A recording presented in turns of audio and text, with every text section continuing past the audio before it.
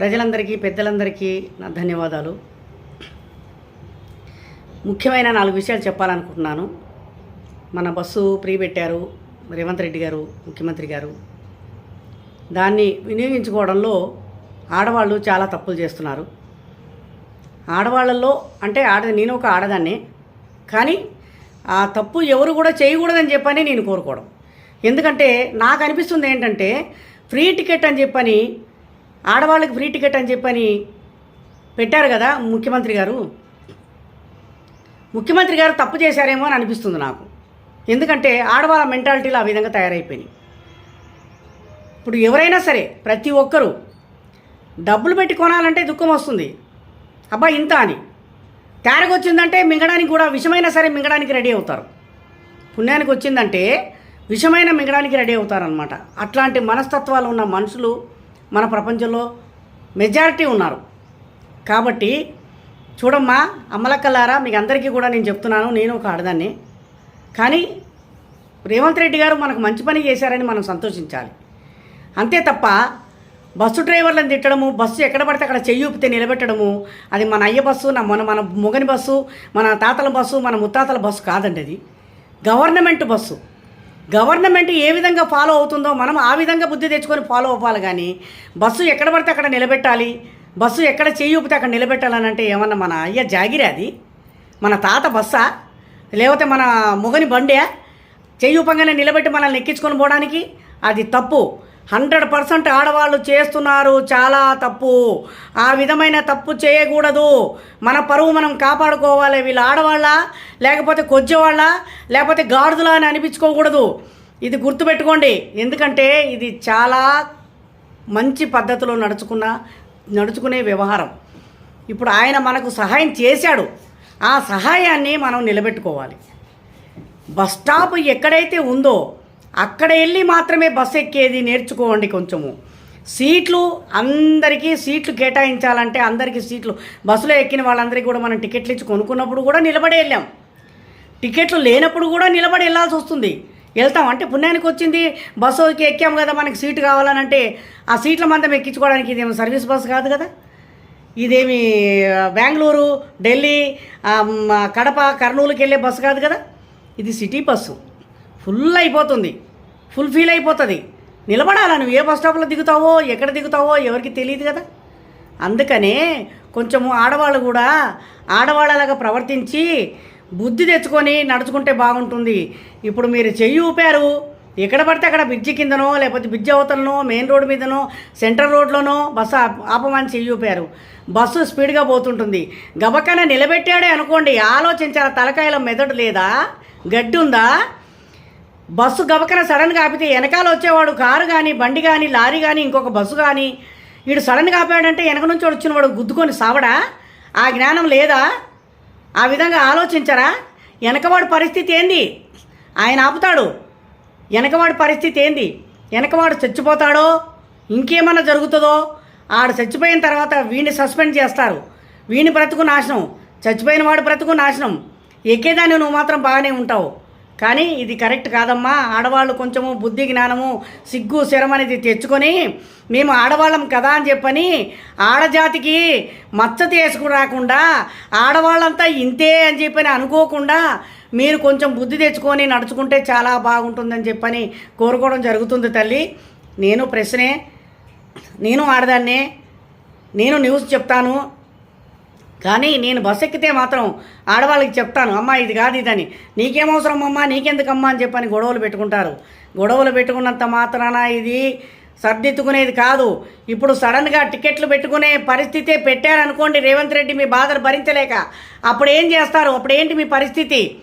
లేదు, టికెట్ పెట్టుకునే, టికెట్ తీసుకునే ఎక్కాలి, బస్ స్టాప్ దగ్గరే ఎక్కాలి. మధ్యలో బస్సు ఆపడానికి వీల్లేదు. మధ్యలో బస్సు ఆపకూడదు. డ్యూటీలు సస్పెండ్ చేస్తామంటున్నారు. మధ్యలో బస్సులు ఆపితే డ్రైవర్లని ఫైన్లు వేస్తామంటున్నారు డ్రైవర్ల మీద. ఇప్పటికే బోలెడన్ని ఫైన్లు కూడా కడుతూనే ఉన్నారు.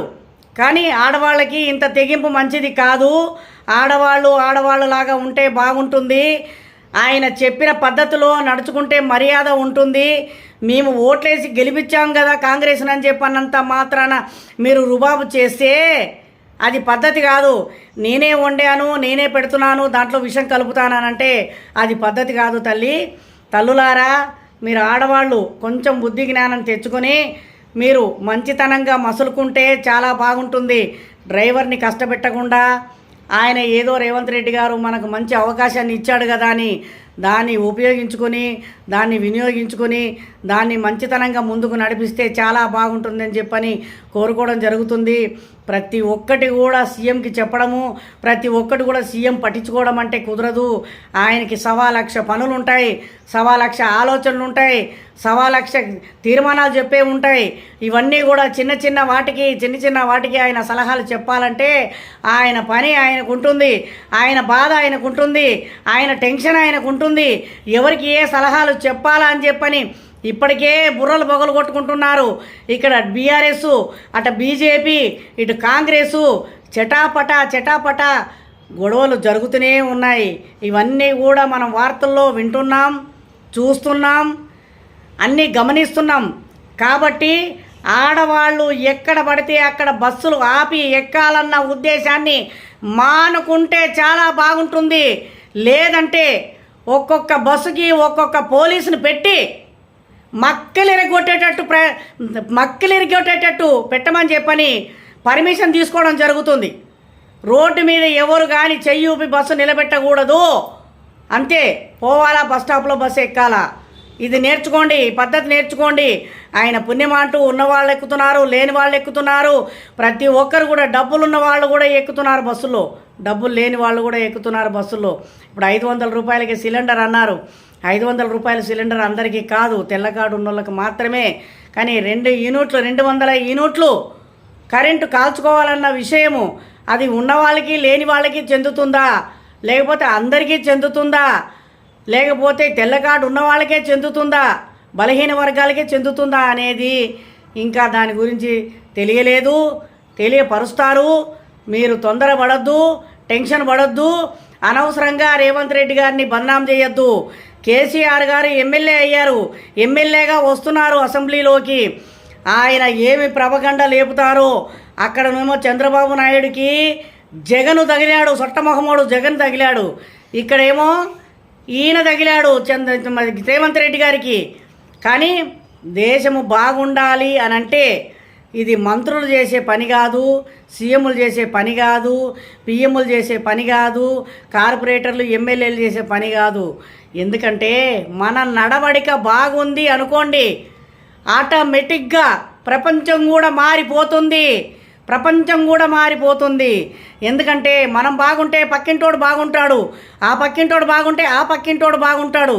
మనం సరిగ్గా లేక పక్కింటోడికి చెప్తే నీ ఇల్లే సరిగ్గా లేదమ్మా, మాకేం బుద్ధి చెప్తున్నావు నువ్వు, పోమ్మా పో అంటాడు. ఆ పక్కింటోడు అంతే, నువ్వు చక్కగా లేవు, నీ పక్కింటోడు చక్కగా లేరు, మాకెందుకురా బుద్ధి చెప్తున్నావు నువ్వు, పోరా పో అంటారు. కాబట్టి ఆ విధంగా నడుచుకోకుండా బుద్ధి తెచ్చుకొని, ఆడవాళ్ళు సిగ్గు తెచ్చుకొని కొజ్జేవాళ్ళలాగా కాకుండా మంచితనంగా ఆడవాళ్ళలాగా ప్రవర్తించండి. ఒక గృహిణిలాగా, ఒక ఇంటి ఆడపడుచులాగా, రేవంత్ రెడ్డి గారికి ఒక చెల్లెళ్ళలాగా, అమ్మల్లాగా, అక్కల్లాగా ప్రవర్తించండి. అంతే తప్ప బస్సు ఎక్కడ పడితే అక్కడ ఆపడము. నీ మొగుడే బస్సు నడిపాడు అనుకో, ఎక్కడ పడితే అక్కడ ఆపితే ఏమయ్యా నీకు బుద్ధి ఉందా, డ్యూటీలో సస్పెండ్ అయ్యాడే అనుకో, ఎక్కడ పడితే అక్కడ ఆపినందుకు సస్పెండ్ చేశారే అనుకో, చేసిన తర్వాత డ్యూటీ పోయింది, అప్పుడు ఏమంటావు, ఏమయ్యా నీకు బుద్ధి ఉందా లేదా, ఎక్కడ పడితే అక్కడ బస్సు ఆపడం వల్లే కదా ఇప్పుడు నీ నోట్లో మట్టుబడింది, నీ డ్యూటీ పోయింది, నువ్వు అంత మర్యాద ఇవ్వాల్సిన అవసరం ఏమొచ్చింది ఆడవాళ్ళకి అని చెప్పి నీ అంటే ఆడది తిడుతుందా లేదా? ఆ ఆడదాని లెక్క నువ్వు ఆడదానివి కదా, ఆ ఆడదాని లెక్క నువ్వు ఆడదానివి కదా. అందుకని గ్రహించి ఆలోచించి బస్సులు ఎక్కి ఎన్ని సీట్లు ఉంటే కూర్చోండి, లేకపోతే నోరు మూసుకొని ఉండండి, ఆధార్ కార్డులు చూపించండి, టికెట్లు తీసుకోండి. కానీ బస్సు మాత్రం ఎక్కడ పడితే అక్కడ చెయ్యి ఊపితే నిలబెట్టాలన్న ఆంక్షలు తీసేసుకోండి. మీ గురించి కాదు, మీ ముందున్న వాళ్ళని, మీ వెనుకున్న వాళ్ళని గురించి ఆలోచించండి. మీరు ముందు ఉంటారు, వెనకాల వాళ్ళ ప్రాణాలు వాళ్ళ అరిచేతుల్లో ఉంటాయి. కాబట్టి ఈ డ్రైవర్ని కష్టపెట్టకుండా, డ్రైవర్ని తిట్టకుండా, డ్రైవర్ని ఏమనకుండా దయచేసి మీ చోట్ల మీరు కూర్చోండి. కండక్టర్తో మంచి సహకరించండి, డ్రైవర్తో సహకరించండి.